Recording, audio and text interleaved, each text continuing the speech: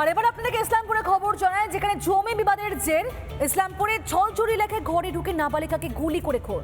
এই ঘটনায় 3 জনকে গ্রেফতার করেছে পুলিশ আর আটক করা হয়েছে বেশ কয়েকজনকে।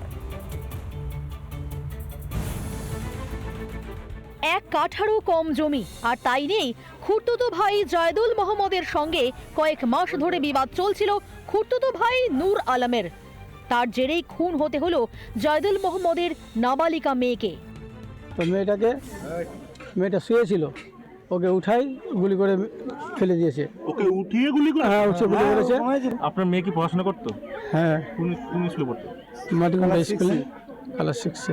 আমার উপর আগস্টটা এই যে আমার ভাই যে আমাকে জমিটা দিয়ে গেল, হ্যাঁ, ওই যে হকিম বলছে যে না এই জমিটা আমি নিব, এইটা নিয়ে একটা ঝগড়া।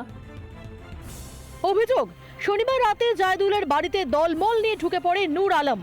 বাবাকে না পেয়ে ঘুমন্ত নাবালিকা মেয়েকে বিছানা থেকে টেনে তুলে কপালে গুলি করে।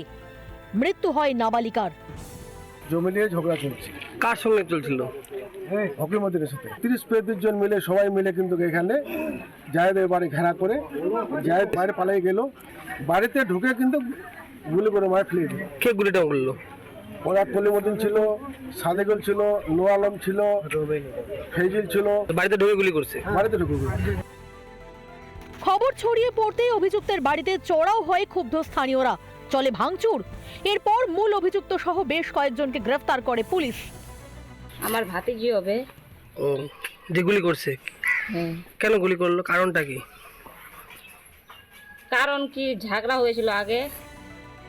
পরিস্থিতি নিয়ন্ত্রণে আনতে এলাকায় বসেছে পুলিশ পিকেট। দিনাজপুর থেকে তুষার বিশ্বাস, রিপাবলিক বাংলা। নানা ধরনের কন্টেন্ট দেখার জন্য লাইক করুন, শেয়ার করুন আমাদের ফেসবুক পেজ, সাবস্ক্রাইব করুন আমাদের ইউটিউব চ্যানেল। পাশাপাশি অন্যান্য ব্রেকিং নিউজের জন্য অবশ্যই চোখ রাখুন রিপাবলিক বাংলায়।